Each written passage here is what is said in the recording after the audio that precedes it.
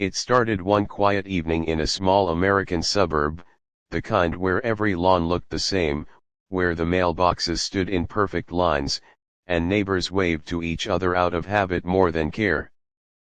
But on Maplewood Lane, one house was different. It was the one with the barking. Relentless, loud, desperate barking. Every morning, every night, sometimes in the middle of dinner. You could hear him. Rex. The police canine who once saved lives, now pacing behind a white picket fence, barking at one person only.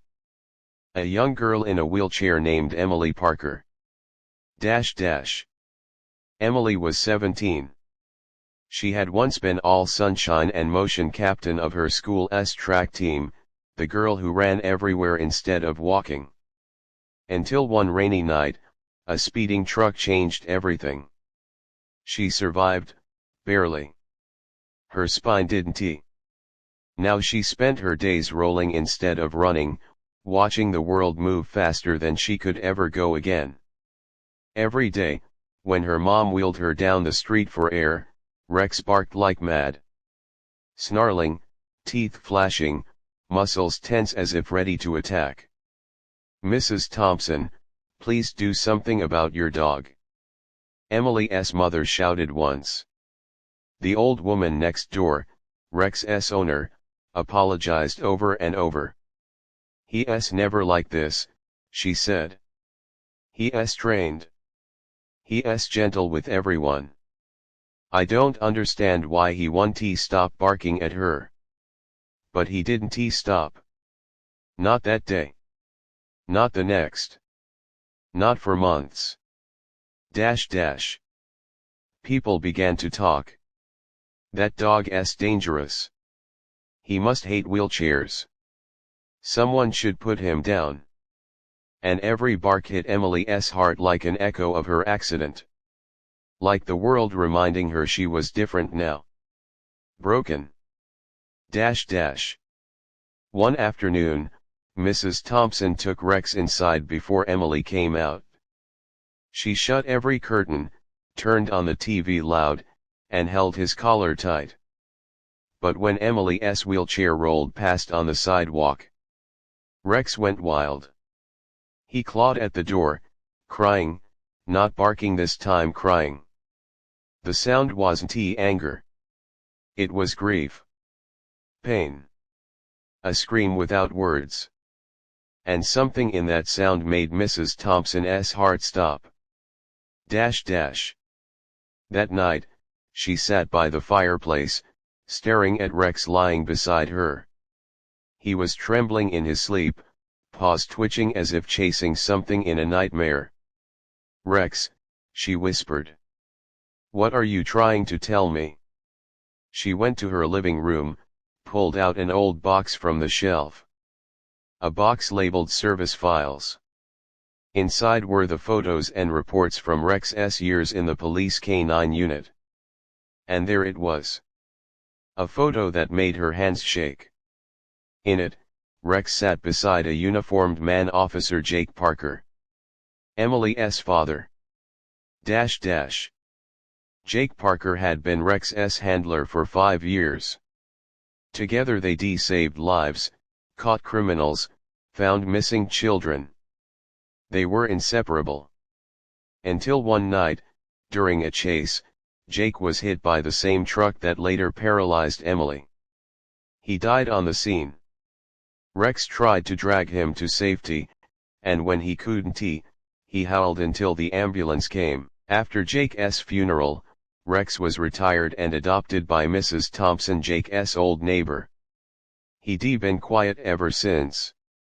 Until he saw Emily. The next morning, Mrs. Thompson went to Emily's house. When Emily's mom opened the door, she looked tired, wary. "Please," she said before Mrs. Thompson could speak, "we're not here to complain about your dog anymore." But Mrs. Thompson shook her head, tears in her eyes. "No, you need to know why he barks." She handed Emily a photo. Emily froze. Dad, she whispered. There he was, smiling in uniform, hand resting on Rex's head. Dash dash. The old woman explained everything, how Rex had lost his partner, how he'd seen the same eyes, the same scent, the same heartbeat in Emily. He doesn't bark because he hates you, Mrs. Thompson said softly. He barks because he recognizes you. He's been calling out to you. For a long time, Emily said nothing. Then, with tears falling, she asked, "Can I see him?" Dash dash. That afternoon, Mrs. Thompson brought Rex over. When Emily's wheelchair rolled into the yard, Rex froze. He didn't bark this time. He just stared head low, tail trembling. Emily whispered, "Hey there, boy, it's okay." And in a moment that made the world stand still, Rex walked slowly toward her. He sniffed her hands, then pressed his head against her lap and whimpered. He remembered. Not her face, maybe. But her scent. Her heartbeat. Her father's love in her. He remembered home. Dash dash. From that day on, Rex never barked again.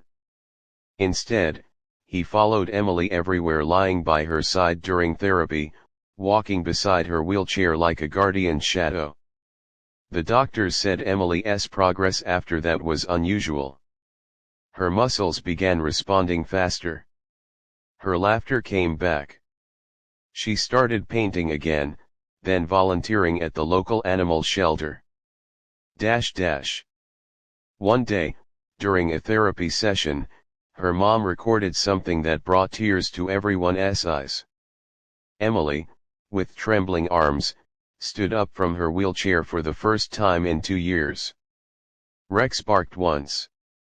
Not a warning this time, but pure joy. Her mom whispered, "He never gave up on you." And Emily, smiling through tears, said, "No. He was waiting to tell me Dad never left." Dash dash. Years passed. Emily grew up, became an animal therapist, helping veterans and injured dogs find new hope. And Rex, old now, slow, gray around the muzzle, rested by her side, content. When he passed away, Emily held him in her arms and whispered, "You can go now, boy. Dad's waiting for you." That night, she dreamed of a sunlit field. Her father stood there smiling, with Rex running free by his side. Both looking back at her, proud. Dash dash. Narrator's closing lines: sometimes, love doesn't end with words. Sometimes, it barks through fences, echoes in memories, and finds its way back home. Rex didn't bark out of anger. He barked out of love that refused to be forgotten. And maybe that's what all of us need. Someone who never gives up calling us back to who we truly are. Dash dash. Dub message: kindness isn't just what we do for the living, it's how we listen to the silent cries of those who've loved before. Love never dies. It just learns new ways to speak.